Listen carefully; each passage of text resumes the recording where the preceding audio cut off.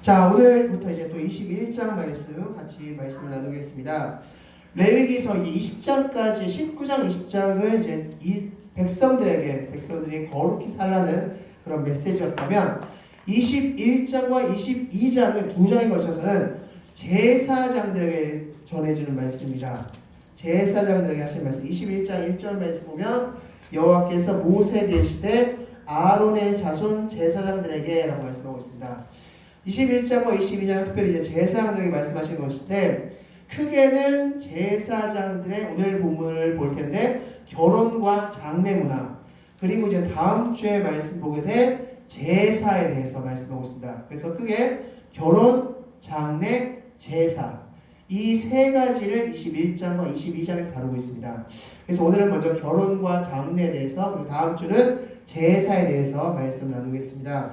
자, 그렇다면 왜 21장과 22장에서 갑자기 백성들에게 말씀을 하시다가 제사장들에게 말씀하실까를 유추해 보건데, 23장부터는 이제 절기에 대한 말씀이 나옵니다. 그리고 제사 규례에 대한 말씀이 나옵니다. 그래서 21장부터 이제 제사장들에게 이 제사장들의 가장 중요한 제절기를 지키는 것과 제사를 행하는 것을 준비시키기 위해서 하나님께서 21장부터 제사장 규례를 말씀하신 것일 것이다 라고 우리는 이렇게 유추해 볼 수 있을 것 같습니다. 그래서 먼저 21장과 22장의 구조를 살펴보겠습니다. 21장 1절부터 9절은 제사장 장례와 결혼 규례에 대해서 말씀하고 있습니다. 그리고 10절부터 15절은 대제사장 결혼과 장례 규례에 대해서 말씀하고 있습니다. 그리고 16절부터 22장 16절까지 굉장히 길죠. 그 장에서는 제사 제물을 먹는 문제에 대해서 말씀하고 있습니다. 그리고 17절부터 22장 17절부터 33절까지는 하나님께서 받으시는 제물이 무엇인지에 대해서 말씀하고 있습니다. 그래서 21장과 22장은 이렇게 구성되어 있습니다. 자, 오늘은 그 중에서도 이제 15절까지, 즉 제사장들의 장례와 결혼 문화에 대해서 같이 말씀을 나누는데, 오늘의 질문이 이것입니다. 우리가 취해야 될 결혼과 장례 문화는 무엇일까? 이것을 같이 말씀을 통해서 같이 보도록 하겠습니다. 자, 인간에게 있어서 가장 중요한 큰 두 가지를 꼽으라면 바로 결혼과 장례가 아닐까 싶습니다. 바로 결혼 그리고 장례, 그 두 가지일 것입니다. 자, 즉 우리가 경조사라는 표현을 합니다. 경조사. 거기에서 이제 경사의 가장 큰 경사는 바로 결혼일 것입니다. 그리고 조사의 가장 큰 것은 바로 장례일 것입니다. 즉 인간은 누구와 같이 살 것인가, 그리고 어떻게 죽을 것인가, 이 두 가지 문제가 인간에게서 가장 큰 질문과 그런 문제일 것이라고 생각합니다. 그래서 사람들은 결혼을 신중히 하고 또한 장래에 있어서 어떻게 죽을 것인가를 매일마다 준비하는 그런 시간일 것입니다. 자, 그런데 이 오늘 본문의 문제는 무엇이냐, 이제 잠시 후에 말씀 보겠지만, 이 제사장들이 이방 문화를 따라갔다는 게 가장 큰 문제였고, 이제 앞서 말씀드렸듯이 레위기는 이제 가나안 땅에 입성하게 될 이스라엘 백성들과 제사장들에게 하실 말씀인데, 이제 가나안 땅에 입성하게 되면은 가나안 족속을 비롯해서 이방 족속의 문화를 배울 것을 그것을 걱정하셔서 이스라엘 이 제사장들에게 너희들 이제 가나안 땅에 입성할 텐데 그때 너희들 이방 문화의 결혼과 이방 문화의 장례를 따르지 말라, 흉내내지 말라 라는 말씀이 레위기 21장 1절부터 15절 말씀이라고 생각하시면 되겠습니다. 그래서 오늘 잠시 후에 이제 본문 나오겠지만 제사장들이 이방 문화를 따라하는 것을 경계하신 말씀이다 라고 보시면 되겠습니다. 그렇다면 먼저 크게 두 가지 질문을 먼저 드리고 나서 본문을 볼 텐데, 첫 번째는 성경에서 말하는 결혼과 장례에 대해서 말씀하고 있습니다. 즉, 그렇다면 기독교인에게 있어서 결혼은 무엇이고 기독교인에게 있어서 장례는 무엇인가를 먼저 생각해 보도록 하겠습니다. 먼저 기독교인에게 있어서 결혼은 가장 핵심되고 가장 유명한 말씀이죠. 창세기 2장 24절 말씀. 둘이 한 몸을 이룰지니라 라는 말씀이죠. 그래서 계속해서 말씀드렸듯이 결혼이란 너는 나다 라는 것입니다. 너는 나다. 너가 이코로 나고 내가 이코로 너다. 결혼은 바로 두 사람이 하나가 되는 과정. 그것이 바로 결혼이다 라고 말씀하고 있습니다. 그것이 성경에서 가르치는 결혼의 가장 큰 핵심적인 말씀이고, 또 한 말씀을 꼽는다면 전도서 9장 9절 말씀 보면 이런 말씀이 있습니다. 너는 사랑하는 아내와 함께 즐겁게 살지니라 라는 말씀. 이것이 바로 인생이다 라고 말씀하고 있습니다. 즉 삶이란 사랑하는 사람과 즐겁게 사는 것. 그래서 결혼을 성경은 두 가지로 크게 말씀하고 있는데, 첫 번째는 너는 나다. 서로 모르는 두 사람이 만나서 하나가 되는 과정. 그것이 바로 결혼이고, 두 번째 사랑하는 사람이 즐겁게 사는 것. 그것이 바로 결혼이다 라고 성경은 우리에게 가르쳐주고 있다는 것입니다. 그렇다면 두 번째로 이제 장래, 죽음에 대해서 성경은 뭐라고 말씀하고 있는가? 전도서 7장 4절 말씀 보면 지혜자의 마음은 초상집에 있다라고 말씀하고 있습니다. 우리 말 중에서 이런 말씀 있죠. 이런 어른들의 말씀 있는데, 결혼식과 장례식 중에서는 장례식을 가라라는 말씀입니다. 즉 기쁨의 장소와 슬픔의 장소가 있을 때는 슬픔의 장소를 가라. 이런 말과 일맥상을 통하는 말씀이라고 생각합니다. 그래서 로마서 12장 15절 말씀 보면 우는 자들과 같이 울어주라 라는 말씀이 있습니다. 즉 우리 기독교인에게 있어서 장례는 슬픔을 당한 그 유가족들을 위로해주고 같이 울어주는 자리가 바로 장례의 자리다라고 말씀할 수 있고, 또한 요한복음 14장 말씀 보면 예수님께서 하늘로 올라가실 때 이제 십자가 지시고 이제 승천하시기 직전에 제 아들에게 무슨 말씀하셨습니까? 내가 지금은 떠나지만 이제 내가 너희들을 위한 거처를 마련할 것이고, 내가 재림할 때 너희들이 부활하여 나와 같이 하늘나라로 갈 것이다 라고 말씀하고 있습니다. 즉 우리 기독교인에게 있어서는 어떤 소망이 있습니까? 부활의 소망이 있습니다. 고린도전서 15장 말씀에서 나오는 그 부활의 소망이 우리에게 있다라고 말씀할 수 있습니다. 그래서 우리 기독교인의 장례는 바로 부활의 소망을 갖게 하는 장소다라고 또한 말씀할 수 있습니다. 그래서 장례에 있어서는 같이 울어주는 곳이 바로 장례이고, 또한 두 번째로 부활의 소망을 갖게 하는 곳이 바로 장례이다 라고 말씀드릴 수 있습니다. 즉 결혼은 두 사람이 하나가 되고 사랑하는 사람끼리 즐겁게 사는 것, 그것이 결혼이고, 장례는 같이 울어주면서 부활의 소망을 갖는 것, 그것이 바로 장례이다 라고 말씀드릴 수 있는데, 오늘 본문에서는 바로 이러한 것이 보이지 않았기에 하나님께서는 말씀하신 것이다 라고 생각하시면 되겠습니다. 자, 그럼 여기서 먼저 질문을 하나 드리고 말씀을 나누겠습니다. 오늘 본문은 제사장에 대한 말씀이라고 말씀드렸는데, 이 제사장을 지금 우리에게 적용시킨다면 누구를 제사장이라고 할 수 있을까요? 네. 많은 경우 목사님이 제사장입니다 라고 말할 수 있지만, 말하는 사람도 있겠지만, 그러나 성경은 그렇게 말씀하고 있지 않습니다. 말씀을 통해 보겠습니다. 로마서 12장 1절 말씀을 다 같이 읽겠습니다. 시작! 그러므로 형제들아, 내가 하나님의 모든 자비하심으로 너희를 권하노니 너희 몸을 하나님이 기뻐하시는 거룩한 산 제물로 드리라. 이는 너희가 드릴 영적 예배니라. 아멘. 자, 그래서 산 제물이라고 말씀하셨습니다. 그렇다면 지금 우리가 진짜 구약시대처럼 양이 그랬듯이, 염소가 그랬듯이 어디 불판 위에 올라가야 되는 겁니까 지금? 아니죠. 그 말씀이 아니죠. 예수님께서 우리를 대신해서 십자가를 죽으신 것을 믿는 자는 예수님의 죽음이 곧 누구의 죽음입니까? 나의 죽음입니다. 예수님께서 왜 십자가를 죽으셨냐? 내 죄 때문에 죽으셨다. 기독교는 딱 한마디 한 문장으로 이겁니다. 예수님이 내 죄로 인해서 죽으셨다. 그것을 하나님께서 계획하셨고 예수께서 실행하셨고 성령께서 적용하시는 종교가 바로 기독교다라고 설명할 수 있습니다.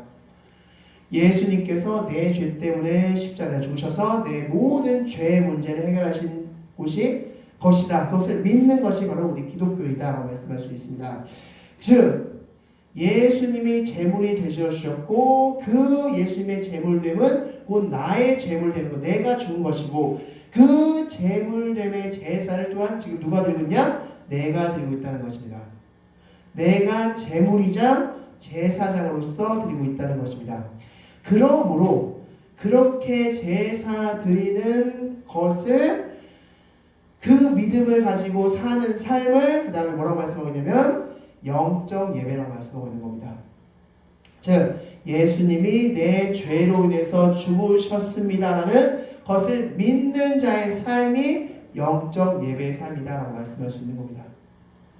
바로 그것을 로마서 12장 1절에서 말씀하고 있습니다. 그러므로 여기서의 제사장은 누구를 가리킨다? 바로 나 자신을 가리킨다. 예수님이 죄 문제를 해결하시기 위해서 죽은 당사자를 가리킨다라고 말씀할 수 있습니다. 그 사람이 곧 제사장이다. 그러면 우리가 이렇게 질문할 수 있겠죠? 예수님이 누구 때문에 십자가를 죽으셨는가? 바로 나 때문에 십자가를 죽으셨다. 그렇다면 나는 누구다? 제사장이다. 그리고 나는 그 믿음대로 사는 삶이 곧 어떤 삶이다? 영적 예배의 삶이다 라고 말씀드릴 수 있습니다. 자, 즉 제사장은 여기서 나 자신이다 라는 것을 기억하시면서 이제부터 말씀을 보도록 하겠습니다. 우리 1절부터 같이 볼 텐데 우리 21장 1절 말씀 우리 다 같이 한번 읽겠습니다. 21장 1절 말씀 제사장의 장례규례에 대해서 말씀하겠습니다. 1절 말씀 다 같이 읽겠습니다. 시작! 여호와께서 모세에게 이르시되 아론의 자손 제사장들에게 말하여 이르라 그의 백성 중에서 죽은 자를 만짐으로 말미암아 스스로를 더럽히지 말려니와. 아멘. 자, 제사장들에게 장례규례를 말씀하실 때 딱 한 가지 말씀하시는 게 바로 죽은 자를 만지지 말라라는 말씀입니다. 죽은 자를 만지지 말라. 왜 하나님께서 죽은 자를, 죽은 시체를 만지지 말라고 말씀하셨을까? 그 이유는 시체, 죽음이라는 것은 어떤 것을 상징하는 겁니까? 죄를 상징하는 것이죠. 아담과 하와의 죄 때문에 죽음이라는 것이 찾아왔게 되었죠. 그래서 죽음은 곧 죄를 상징합니다. 즉 그 시체, 죽음이라는 것은 죄를 상징하기 때문에 죄와 멀리 떨어지라는 의미를 담고 있습니다. 즉 제사장은 죄를 가까이 해서는 안 된다라는 것을 말씀하고 있습니다. 그래서 제사장은 바로 죽은 시체를 만져서도 안 된다라고 말씀하고 있는데 여기서 한 가지 좀 차이점이 있는 게 앞서 이제 후반부 10절 이하의 말씀 보면 대제사장에 대한 말씀이 나오는데 대제사장과 제사장의 차이점이 하나 있습니다. 대제사장은 이제 우리 2절 3절 말씀 보면은 제사장 같은 경우에는 가족의 시체는 만짐을 허락했습니다. 가족들의 시체, 뭐 부모나 형제나 자매나 아직 출가하지 않은 사람이나 이런 가족들의 시체 만짐은 허락하셨는데 그런데 반면에 대제사장은 가족의 시체마저도 만져서 안 됩니다. 제사장들은 가족의 시체를 만져도 되지만 다른 시체, 물론 가족 외의 시체를 만지면 안 되고요. 가족의 시체 만짐을 허락하셨지만 대제사장 같은 경우는 가족의 시체마저도 만져서 안 된다라고 말씀하고 있습니다. 그 이유는 제사장은 굉장히 많이 있습니다. 레위지파, 아론을 제외한 모든 사람이 다 제사장 그룹이죠. 그래서 제사장 같은 경우에는 사람이 많았기 때문에 누군가 가족의 시체를 만드는 장례를 치른다고 해서 그 일을 아예 못하는 건 아닙니다. 누군가가 대신할 수 있습니다. 그런데 대제사장은 1년에 한 번 대속죄를 비롯해서 제사를 지내야 되는데 그 대제사장은 딱 한 명 있습니다. 그래서 만약에 대속죄 전날에 가족의 죽음이 있었다. 그럼 어떻게 됩니까?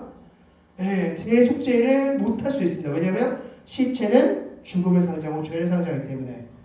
그래서 대제사장만큼은 가족의 시체마저도 만져서는 안 된다라고 말씀하고 있습니다.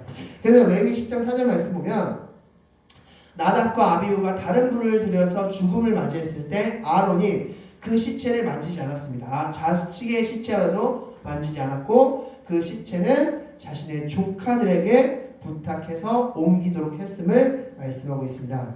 자, 그것이 이제 차이점이고, 자, 그래서 먼저 첫 번째로 시체를 만지지 말라라고 말씀하신 것은 시체는 죄를 상징하기 때문에 죄를 가까이 하지 말라라는 말씀을 주셨다라고 보시면 되겠고, 이제 5절 말씀 같이 보세요. 우리 5절 말씀, 21장 5절 말씀 다 같이 한번 읽겠습니다. 시작!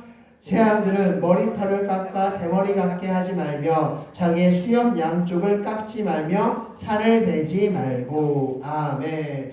자, 이 말씀은 어디서 많이 보신 말씀이죠. 바로 레위기 19장 27절 28절 말씀에서 동일한 말씀이 나왔습니다. 즉 이 말씀은 바로 이방 문화, 즉 아랍의 잡신들을 섬길 때 사람들이 했던 행동들입니다. 제가 그때 무슨 말씀 드렸습니까? 자, 누군가가 지인이 죽었습니다. 가족이 죽었습니다. 그러면 그때 어떤 행동을 했다? 자기의 몸에 피를 냈습니다. 그 뜻은 무슨 뜻이라고 말씀드렸습니까? 죽음의 신이시여, 나는 지금 피를 내서 죽은 상태이니 내게서 멀리 떠나가 주세요 라는 의미라고 말씀드렸습니다. 또한 머리를 깎았습니다. 머리를 다 깎고 그 수염을 멋들어지게 꾸몄다, 수염을 깎았다 라고 말씀드렸습니다. 이 모든 행위는 다 죽음의 신에게서 벗어나기를 위한 행동들이다 라고 말씀하고 있습니다. 그런데 이제 제사장들이 가나안에 입성해서 이런 우상을 섬기는 자들의 행동을 동일하게 본받고 따라하는 것을 하나님은 지금 금하신 겁니다. 그래서 이 5절 말씀의 핵심은 이방의 장례 문화를 따라하지 말라라는 말씀입니다. 이방인들의 우상을 섬기는 이들의 장례 문화를 너희는 따르지 마가 바로 5절 말씀입니다. 왜냐하면 6절 말씀에서 이렇게 말씀하고 있습니다. 우리 6절 말씀 다 같이 한번 읽겠습니다. 이유를 말씀하고 있습니다. 시작! 그들의 하나님께 대하여 거룩하고 그들의 하나님의 이름을 욕되게 하지 말 것이며 그들은 여호와의 화제 곧 그들의 하나님의 음식을 드리는 자인즉 거룩할 것이라. 아멘. 왜 그렇게 하라고 말씀하셨습니까? 왜 그것을 행하지 말라고 말씀하셨습니까? 제사드리는, 즉 음식을 드리는 자, 즉 제사를 집행하는 자들이기 때문에 너희는 그렇게 하지 말라라고 말씀하고 있습니다. 그리고 이제 그 다음 주, 우리 다음 주에 말씀 보게 될 제사의 음식과 제사 제도에 대해서 연결해서 말씀하고 있다라고 생각하시면 되겠습니다. 즉 제사장들은 제사를 드리는 자들이기 때문에 거룩해야 된다. 그래서 너희는 시체도 가까이서 안 되고 이방인들이 장례를 치를 때 행하는 풍습들을 따라선 안 된다 라고 말씀하신다는 것을 기억하시기 바라겠습니다. 그럼 여기서 이제 두 가지 우리 질문을 같이 나누도록 하겠습니다. 첫 번째 질문은 이것입니다. 그럼 지금도 시체를 만져서 안 될까요? 지금도 우리 기독교인들은 시체를 만지면 안 될까? 라는 것이죠. 우리가 이제 장례식장에서 그런 시체를 염하는 것들이 있는데 그때 시체를 만지면 안 될까? 자, 그런데 여기서 우리가 중요한 것은 앞서 말씀드렸듯이 시체를 만진다는 의미는 어떤 의미다? 죄를 가까이 한다는 의미다라는 것입니다. 즉, 이 말씀은 바로 우리가 이렇게 적용할 수 있습니다. 죄를 가까이 하지 말라라는 것입니다. 즉, 너희들이 제사장 됨으로 인해서 죄를 가까이 해서는 안 된다라고 말씀하고 있습니다. 그와 대표적인 말씀이 바로 창세기 39장 13절 말씀일 것입니다. 요셉이 보디발의 장군의 아내의 유혹을 받았을 때 어떻게 했습니까? 도망갔죠. 바로 옷을 벗어놓고 도망갔습니다. 즉 죄를 절대적으로 가까이 하지 않으려는 요셉의 몸부림이었다라고 우리는 생각할 수 있습니다. 데살로니가전서 5장 22절 말씀, 성령에 대해서 말씀하면서 뭐라고 말씀하고 있습니까? 악은 그 모양이라도 버리라.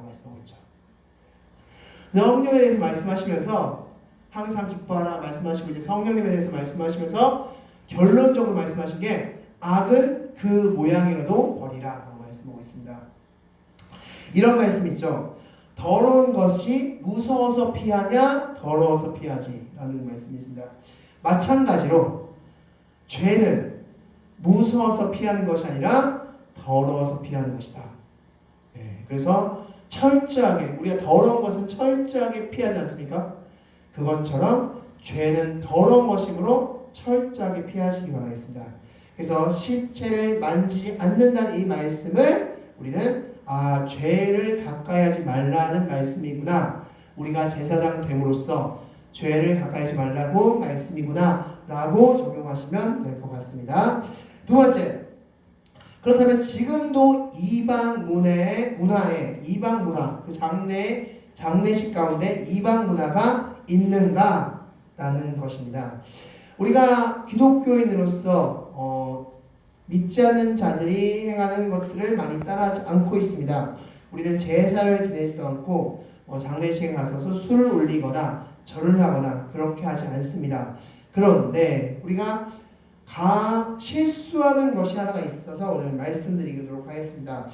자, 우리가 장례식장 가면 마주하는 장례식 문 앞에, 딱 장례식장 문 앞에 있는 문구일 것입니다. 자, 삼가 고인의 명복을 빕니다. 자, 이게 무슨 뜻일까요? 삼가 고인의 명복을 빕니다. 우리가 장례식장 가면은 인사치레로 하는 그런 인사말일 텐데 무슨 뜻일까요? 삼가 고인의 명복을 빕니다. 자, 이 삼가 고인의 명복을 빕니다는 에서 명복이라는 단어가 중요한데 이 명복이라는 것은 바로 염라대왕에게 받는 심판 장소를 의미합니다. 즉, 이 명복은 바로 불교에서 나온 용어입니다. 자, 이 영화를 지금부터 설명드리고 있습니다. 자, 이 영화 무슨 영화죠? 신과 함께라는 영화입니다. 신과 함께. 자, 이 신과 함께에서는 줄거리가 이렇죠. 49일 동안 7번 재판받는 한 사람의 이야기를 다루고 있습니다. 자, 왜 49일일까요? 또한 우리가 49제라는 표현도 있죠. 자, 이 49일의 의미가 무엇일까? 이 49일은 특별히 어떤 의미냐? 불교에서 온 의미인데 49일, 즉 사람이 죽으면, 불교는 이제 환생 개념이죠.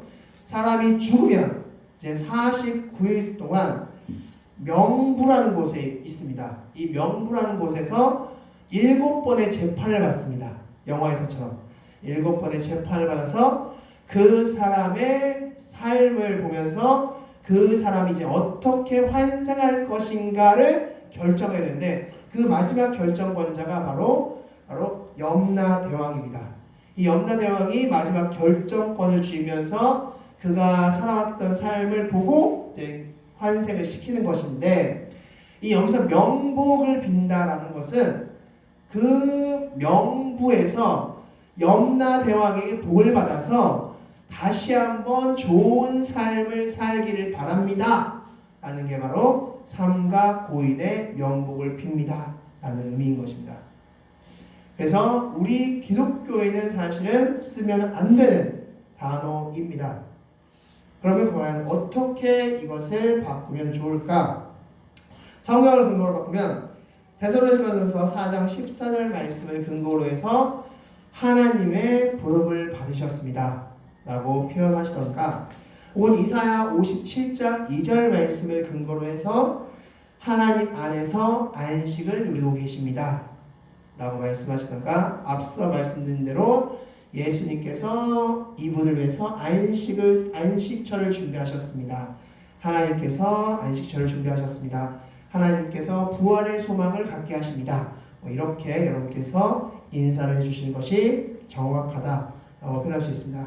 즉, 지금 현재 장례식 가운데서도 잘못된 우리 기독교인에 있어서 쓰지 않아야 될 행하지 않아야 될 것들이 있다라는 것을 기억하시면서 그것들을 이제 조심스럽게 하지 않고 기독교인으로서 하나님의 자녀로서 사용하시는 그런 여러분들이 되시기 바라겠습니다. 자, 두 번째로 이제 7절부터 9절 말씀은 결혼 규례에 대해서 말씀하고 있습니다. 우리 7절부터 9절 말씀이죠. 7절 말씀 읽겠는데 7절 말씀에 좀 이상한 말씀이 하나 있습니다. 우리 7절 말씀 같이 읽겠습니다. 시작! 그들은 부정한 창녀나 이혼당한 여인을 취하지 말지니 이는 그가 여호와 하나님께 거룩함이니라. 아멘. 어디가 이상한가요? 자, 7절 말씀은 어디가 이상할까요?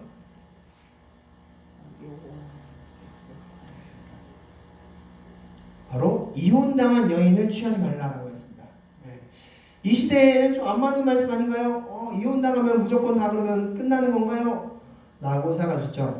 자, 이 이혼당한 여인이 도대체 무엇일까? 정말 이혼 한 번 당하면 재혼하면 안 되는가? 재혼이 마치 죄냐? 이렇게 해석될 수 있다는 것입니다. 그러나 이 말씀은 그 말씀이 아닙니다. 자, 말씀 통해서 보겠습니다. 마태복음 5장 32절 말씀 우리 다같이 한번 읽겠습니다. 시작. 나는 너희에게 이르노니 누구든지 음행한 이유 없이 아내를 버리면 이는 그로 가늠하게 함이요 또 누구든지 버림받은 여인에게 장가드는 자도 가늠함이니라. 아멘. 자, 여기서 이혼의 이유, 이혼 사유를 예수께서 뭐라고 말씀하십니까? 음행이라고 말씀하시죠. 음행이라고. 이 당시의 이혼 사유는 음행입니다. 즉, 지금 다시 오늘 본문 말씀으로 돌아가면 부정한 창녀나 이혼당한 여인 둘 다 어떤 여인일까? 그렇다면 음행한 여인, 음란한 여인입니다. 음란한 여인. 즉, 지금 제자들이 무슨 말씀하냐면 결혼에 대해서 말씀하실 때 너희들은 음란한 여인과 결혼하지 말라는 것입니다. 즉, 우상을 섬기는 여인과 결혼하지 말라라고 말씀하는 겁니다. 그래서 바로 이것이 2절부터 9절까지의 말씀으로서 바로 하나님을 믿지 않는 자들, 하나님만을 온전히 섬기는 그런 자들과 결혼해라 라는 게 바로 7절부터 9절에 나오는 제사장들에게 하시는 말씀이다 라고 보시면 되겠습니다. 그렇다면 이 말씀 보고 우리가 한 가지 궁금증이 생기죠. 그렇다면 지금 이 시대 2024년도 지금 이 시대에도 믿지 않는 자들과 결혼해도 되는 겁니까? 안 되는 겁니까? 라고 질문이 생길 텐데, 자, 이것에 대해서 성경은 뭐라고 말씀하고 있을까요? 믿지 않는 자들과의 결혼 뭐라고 말씀하실까요? 성경은 NO! 라고 이야기하고 있다는 사실을 말씀드리겠습니다. 자, 고린도후서 먼저 말씀 보겠습니다. 고린도후서 6장 14절 말씀을 다 같이 읽겠습니다. 시작! 너희는 믿지 않는 자와 멍에를 함께 매지 말라. 의와 불법이 어찌 함께하며 빛과 어둠이 어찌 사귀며. 아멘. 자, 너무나 유명한 말씀이죠. 여기서 멍에가 무엇일까요? 멍에는 소가 두 마리가 이제 농사를 지을 땅을 일굴 때 그때 쓰는 거, 그게 바로 멍에인데, 바로 어떤 한 소는 이쪽으로 가려고 하고 어떤 다른 소는 이쪽으로 가려고 한다면 그 농사가 잘 될까요? 안 될까요? 안 되겠죠. 네, 그래서 함께 멍에 맨다는 것은 같은 길을 간다는 것입니다. 즉, 믿는 자들은 하나님의 의와 축복을 아는 자들이고 믿지 않은 자들은 그것을 모르는 자들인데 어찌 함께 갈 수 있겠느냐라고 말씀하는 겁니다. 그리고 나서 이제 결혼에 대해서 하나님께서 또한 구체적으로 두 가지 말씀을 주시는데, 먼저 신명기 말씀 같이 보겠습니다. 신명기 7장 4절 말씀 다 같이 읽겠습니다. 시작! 그가 내 아들을 유혹하여 그가 여호와를 떠나고 다른 신들을 섬기게 함으로 여호와께서 너희에게 진노하사 갑자기 너희를 멸하실 것임이니라. 아멘. 즉, 이방 여인, 즉 믿지 않는 여인과 결혼하지 말라는 말씀은 이유는 바로 그가 여호와를 떠나게 하기 때문이다 라는 것입니다. 그래서 하나님은 그것을 철저히 하고 그 대표적인 예는 바로 다윗이라고 할 수 있겠죠. 다윗이 우상을 섬기는 여인들과 결혼하면서 점점 하나님과 멀어졌던 것을 볼 수 있습니다. 바로 그렇기 때문에 하나님 성경에서는 믿지 않는 자와의 결혼을 금지한다 라고 말씀할 수 있습니다. 또한 말라기 2장 27절 말씀은 또한 이렇게 말씀하고 있습니다. 이건 좀 더 심각하게 좀 더 세게 말씀하시는데, 자, 말씀 같이 보겠습니다. 시작! 이 일을 행하는 사람에게 속한 자는 깨는 자나 응답하는 자는 물론이요 만군의 여호와께 제사를 드리는 자도 여호와께서 야곱의 장막 가운데서 끊어 버리시리라. 아멘. 여기서 먼저 이 일은 무엇이냐면 바로 이방 여인과 결혼하는 것을 말씀하고 있습니다. 이것을 행하는 자 그리고 깨는 자는 무엇이냐면 허락하는 자입니다. 허락한다는 뜻이고, 응답한다는 것은 보증을 선다는 뜻입니다. 즉, 이방 여인과 결혼하는 당사자, 그리고 그것을 허락한 자, 그리고 그것에 보증을 선 자, 그 모든 자는 하나님께 예물을 드리는 것에 있어서 그 예물도 받지 않을 뿐더러 그들을 백성 중에서 제하겠다고 말씀하십니다. 즉 성경은 계속해서 이방 여인과의 결혼을 반대한다 라는 것을 말씀드릴 수 있습니다. 그러므로 우리가 믿지 않는 자와의 결혼에 있어서 성경 말씀을 근거로 해서 신중에 신중을 기해서 정말 하나님께서 왜 이렇게 말씀하셨을까 신중에 신중을 기해서 우리가 준비하고 해야 될 걸 믿습니다. 이렇게 성경은 말씀하고 있다는 것을 기억하시기 바라겠습니다. 자, 오늘 말씀을 정리하도록 하겠습니다. 오늘은 레위기 21장 1절부터 15절 말씀을 말씀하면서 결혼과 장례규례에 대해서 말씀하고 있습니다. 이 결혼과 장례규례는 크게 두 가지로 말씀을 핵심을 요약할 수 있습니다. 첫 번째는 죄를 멀리하라. 두 번째는 이방 문화를 따르지 말라. 이 두 가지가 가장 큰 핵심이다 라고 말씀할 수 있습니다. 베드로전서 2장 9절 말씀에서는 우리를 뭐라고 말씀하고 있습니까? 왕같은 제사장이다 라고 말씀하고 있습니다. 왕같은 제사장인 우리가 바로 제사장임을 기억하며 하나님께서는 지금 레위기 21장에서 이렇게 말씀하셨는데 이 말씀이 곧 나에게 하시는 말씀, 제사장인 나에게 하시는 말씀이다 라는 것을 기억하시면서 오늘 말씀을 기억하시고 하나님께 주신 레마의 말씀을 따르시는 그런 여러분들이 되시기 바라겠습니다. 기도하시겠습니다. 저와 같이 기도하시겠습니다.